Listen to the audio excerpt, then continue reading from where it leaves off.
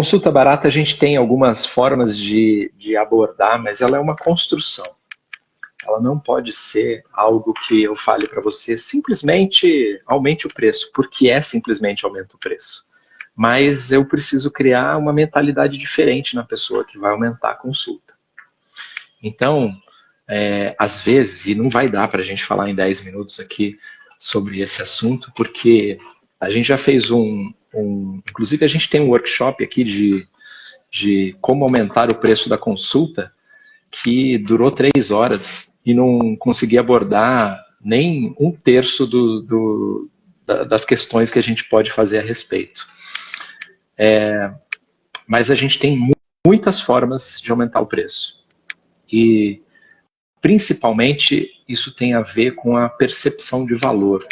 É algo muito comum no marketing. Quem estuda qualquer questão a respeito de marketing tradicional sabe como isso funciona. Aí tem ancoragem, contraste, dá para fazer vários conceitos que colocam isso para rodar, né? Mas acho que o principal aqui é perder o medo do teste. Acho que o que eu posso deixar aqui em 10 minutos seria uma das abordagens, que já vai ser, não vou conseguir falar sobre ela profundamente, mas a ideia é que a gente fale sobre questões que vão ser levantadas no evento ao vivo lá em São Paulo, no Balance Experience, em março, e que minimamente a gente aborde isso. Isso é algo muito comum na mentoria, um dos primeiros pontos aqui, e que quando a pessoa entra na mentoria, a minha primeira pergunta para ela é quanto custa a sua consulta, para a gente já mexer nisso. E quer perguntar alguma coisa, falar alguma coisa sobre as objeções que o médico tem, Flávio, para aumentar o preço? Normalmente, e aí depois a gente usa essa abordagem? Eu acho que mais. Eu vou usar o meu exemplo, né? Eu tinha e continuo tendo dificuldade em precificação, talvez por dois motivos básicos. A gente sempre fica achando que a gente precisa conhecer o que o mercado está fazendo para a gente se posicionar em termos de preço de consulta. Então, eu vejo muitos colegas dizendo isso, mas como é? Como é essa média? Qual é a média?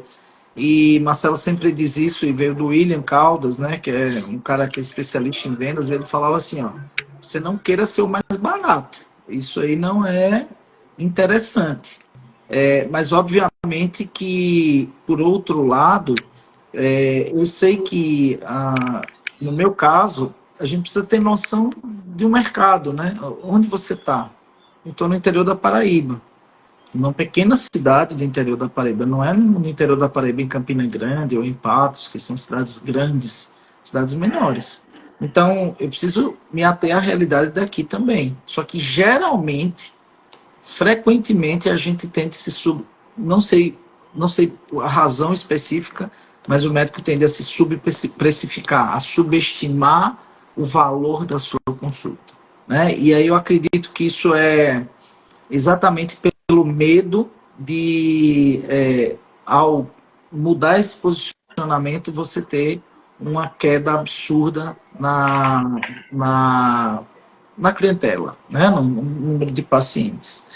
E eu creio que isso vem pelo nosso desconhecimento do tema específico, precificação, vendas, estimativa. Eu vejo, o principal é a gente falar para o colega assim, beleza, qual é o valor da tua hora? Não sei. Mas peraí, você não parou para ver, porque isso tem tudo a ver com você.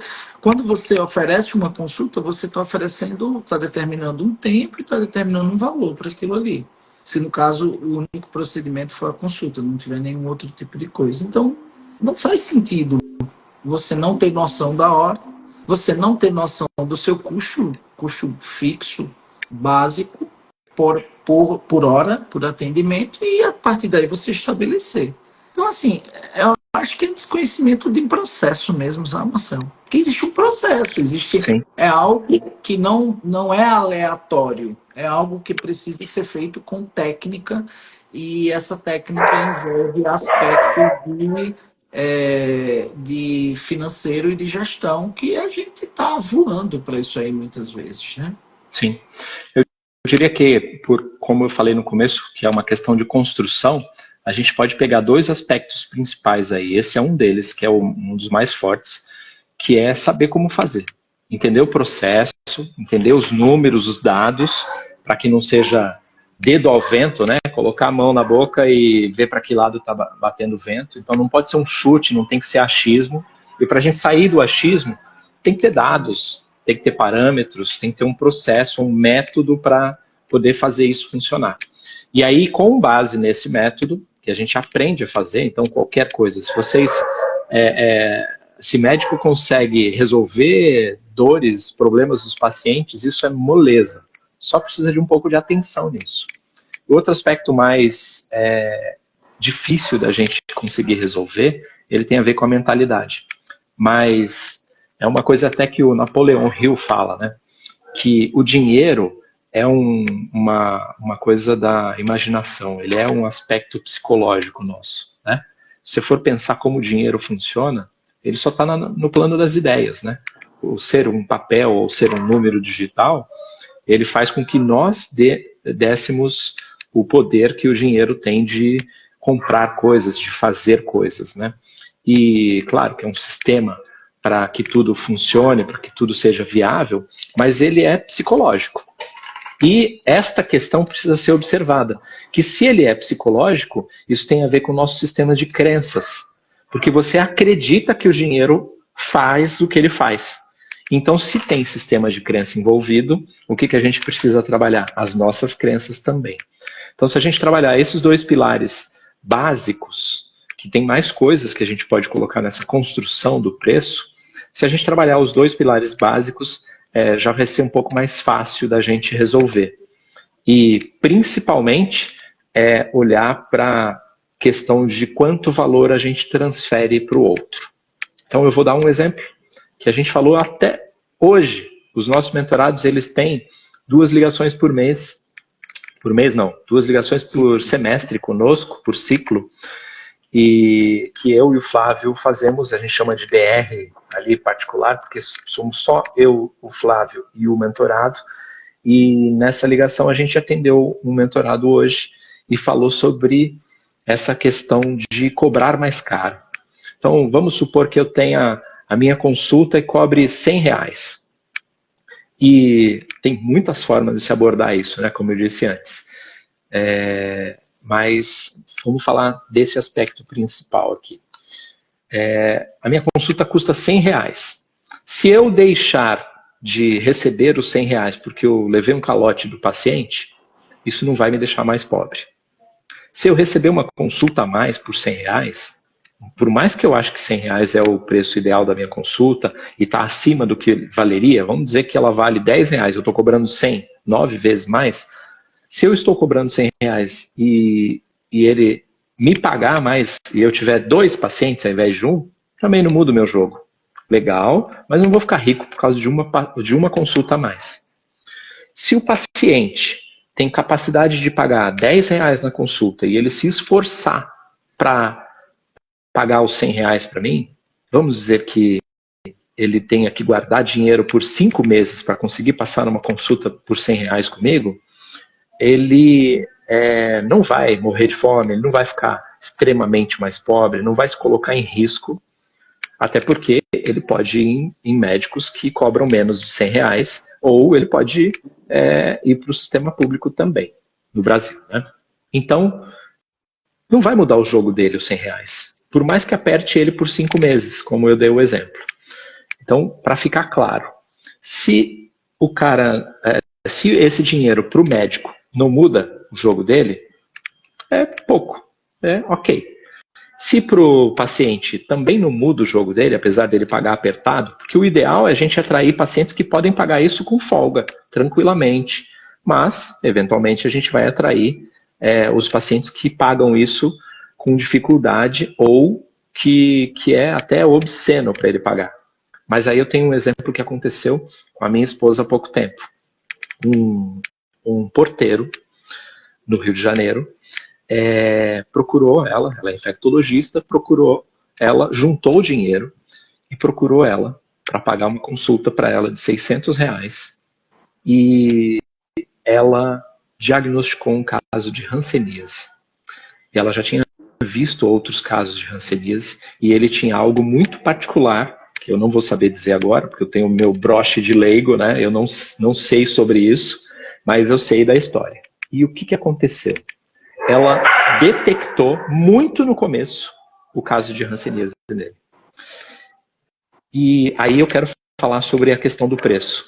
Quanto valeu para esta pessoa juntar dinheiro para poder ir lá na consulta dela, que ele tinha valor nisso, e ele estava achando que ele tinha alguma coisa mais grave, mas ele não conseguia resolver isso no atendimento público, a consulta demorava, ele estava preocupado, e a melhor decisão da vida dele a respeito disso foi juntar o dinheiro para poder ir no consultório dela. Por quê? Porque ela descobriu uma hanseníase no começo, e vocês sabem a gravidade que é uma hanseníase. Ele ia perder um membro logo, se ele não fizesse esse diagnóstico. Conclusão, conseguiu depois a medicação no sistema público, ela conseguiu encaminhar tudo o que precisava para que ele tivesse o atendimento imediato, que eu acho que é compulsório, né? Não tenho certeza. De notificação o aviso, né? Notificação compulsória. E aí ele foi medicado e ele está muito bem. Então, pensando sobre a precificação, quanto os R$ 600 mudou na vida dela? Nada. Quanto ter juntado esse dinheiro para pagar uma consulta decente, para pagar uma consulta com tempo, de um médico que vai olhar para todos os detalhes, um médico que tem 1 hora para atender a pessoa, quanto isso mudou na vida dele? Muito. Se eu perguntar para ele, vamos dar um nome aqui para a pessoa, vamos dizer que ele chame Mário. Se eu perguntar para o Mário, quanto isso mudou na sua vida? Quanto você pagaria para ter esse diagnóstico antecipado como você teve? Eu tenho certeza que ele pagaria quanto ele tivesse. Ele pagaria 3 mil tranquilo nessa consulta, porque salvou um membro dele. De repente, você pode atender em alguma especialidade, salvar uma criança, um adulto, né, uma pessoa, mas você não se dá conta de que o seu serviço pode tocar a pessoa de forma tão profunda. Então, só isso já é um motivo para você olhar com outros olhos para a forma como você cobra isso do seu paciente. O que ele paga para você não muda muito o jogo dele. Também não muda muito o seu jogo. Mas o que você entrega para ele, eu estou considerando que nós só temos, né, Flávio, seguidores aqui na Balance que são médicos raiz, médico que atende mesmo, que está bem intencionado, que tem um atendimento de excelência, que se preocupa com a qualidade e que quer entregar o melhor para o paciente. Se você é esse tipo de médico ou médica, então você vai conseguir transformar o seu paciente de tal forma que o preço é só um detalhe. É só um detalhe para ele formalizar com você, para ele entrar na fila lá da sua agenda. Então, esta mentalidade é a primeira que você tem que ter a respeito de precificação. Depois, é claro, daquilo que o Flávio falou do método, que é entender como a precificação funciona. Mas, primeira coisa, para você não se sentir culpado quando você cobra mais do seu cliente. E aí, um adendo a respeito dessa coisa de cobrar, que é quando eu pergunto para a pessoa quanto que ela cobra, e aí ela me fala, eu cobro R$200 a minha consulta, beleza. Quanto você acha que seria justo para você cobrar? Isso é uma coisa interessante de se pensar, porque quando você começa a pensar pelo preço justo, você lembra dessa história da transformação. Aí, será que eu estou transformando mesmo o meu paciente, o meu cliente, de forma que eu mereço o que eu estou cobrando? Caramba, minha consulta é sensacional e eu acho que ela poderia custar R$1.000. Por quê? Tem base, tem fundamento? Isso tem fundamento, porque eu faço isso, eu me preocupo, dou meu WhatsApp, eu fico no fim de semana atendendo o cara à noite e tal, eu fico acompanhando o resultado de exame dele, a evolução, papá. Então, por que você não cobra o preço justo? Por insegurança, por geolocalização, e você acha que isso não dá no lugar que você está. Ah, o meu consultório não é chique. Ele não precisa ser chique. O meu não Você tem que é, atender. viu? Então, O meu é tudo menos chique. Tem lá a coisa pediátrica e tudo, mas é tudo menos isso. Que no fim das contas, eu acredito que as pessoas reconhecem valor quando elas têm duas coisas no atendimento médico. É óbvio que respeito é uma coisa absolutamente primordial, mas eu estou falando assim, que essa jornada do paciente ela seja completa, que ela seja cuidadosa, que ela seja humana e resolutividade. Foi o que Renata teve aí com essa pessoa. Então, acho que se você entrega uma jornada adequada, se você olhou para isso, se ainda não olhou, então, esse negócio agora vai me. Eu... Depois você me ensina como desligar. Se eu faço assim, aparece esse negócio aqui. Se eu levanto a mão, aparece a bolinha. Enfim, se a jornada do paciente ela é completa,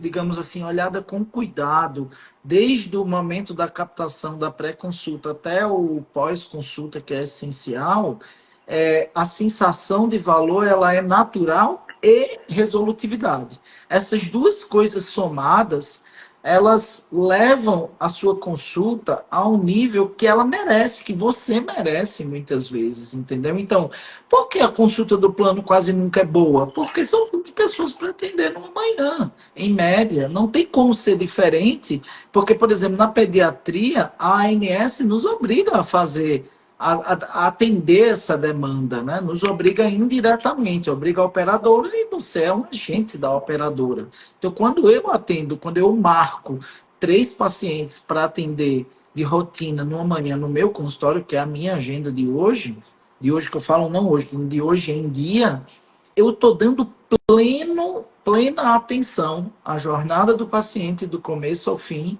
e à resolutividade. Porque tem outra coisa. Quanto mais tempo o paciente passa com você, mais resolutividade você terá. Isso aí é inquestionável na medicina. Eu não estou falando no contexto da emergência, estou falando no contexto do médico como eu, que é um médico de consultório, que faz atendimento de consultório. Então, assim, o que eu acho, sabe, Marcelo, a gente precisa aprender a precificar e aprender a dar valor à nossa consulta. E aprender a dar valor é resolutividade, jornada do paciente. Aprender a precificar é compreender valor da nossa hora, custos operacionais, fluxo, uma série de questões, concorrência. custo de aquisição do cliente, mercado que você atua. Então, tipo, se o médico não está olhando nem para um lado nem para o outro, ele está funcionando no piloto automático sem saber para onde ir. Ele só está entrando no consultório nem como aquilo não é nem dele, né? Ele nem é CEO do consultório. Ele é apenas um atendente médico ali naquele contexto. Então, acho que assim, essa maturidade ela é necessária para a gente conseguir atingir esse nível de precificação de consulta. E aí fica natural, não dói mais, porque assim, o paciente sabe pelo valor do que ele está pagando, o valor daquilo ali é percebido tranquilamente, e você também está super feliz e satisfeito porque você exerceu plenamente aquilo ao qual você se dedicou tantos anos da sua vida a estudar e fazer. Então, assim, e alguém vai falar assim, mas as objeções, né? E o SUS? Bem, se você atende no SUS, você deve ser o mesmo médico no SUS e na sua atividade particular. Obviamente pode ter diferença de estrutura, diferença de capacidade de atuação com coisas que não dependam da sua atuação humana, né? Então, sei lá, você está num lugar que não tem lugar não tem onde lavar a mão, não tem um otoscópio para você olhar o ouvido da criança. No teu consultório não vai poder faltar isso. Mas em termos de atendimento, de respeito, de tentar ouvir, você também tem que tentar buscar no SUS. Porque às vezes é difícil no SUS, porque o SUS está trabalhando, botando 20, 30 pacientes para ser atendido numa manhã. Ou seja, o lugar onde você vai poder exercer a medicina com maior plenitude é no seu consultório privado, óbvio. Isso aí não é descobrir a roda falar isso, né? Isso é uma coisa que é tão óbvia, cristalina, que eu que exerço essa atividade dessa forma hoje, eu sei plenamente que é isso. E, bom, isso a gente só deu uma arranhada no assunto. E é muito grande o É negócio aí. muito, muito grande, mas eu acho que isso já dá para dar umas caraminholas aí para a pessoa pensar a respeito. E como que ela pode se aprofundar nisso? Ela pode se aprofundar nisso participando da nossa mentoria, por exemplo, ou participando do nosso evento lá em São Paulo. A gente não vai se aprofundar só nesse tema, né? Então a gente não vai esgotar esse São tema em dois São Paulo. A gente vai dias, né? falar, Intensos. exatamente, são 2 dias que se a gente for contar as horas, sei lá, se a gente for contar que vai ter 6 horas úteis de cada dia, são 12 horas da nossa mentoria ali aplicada pessoalmente com as dores que as pessoas têm ali e tudo mais. Esse evento vai acontecer dias 15 e 16 de março, agora, em São Paulo, e ainda dá tempo de você comprar no lote, antes de virar o lote nesse fim de semana, dá tempo de você comprar o lote com muito desconto, no link da bio, e se eu fosse você, eu participava. Beleza. Estamos esperando você lá. E é isso. Tem muitas outras lives que a gente vai começar a fazer aqui até o nosso evento.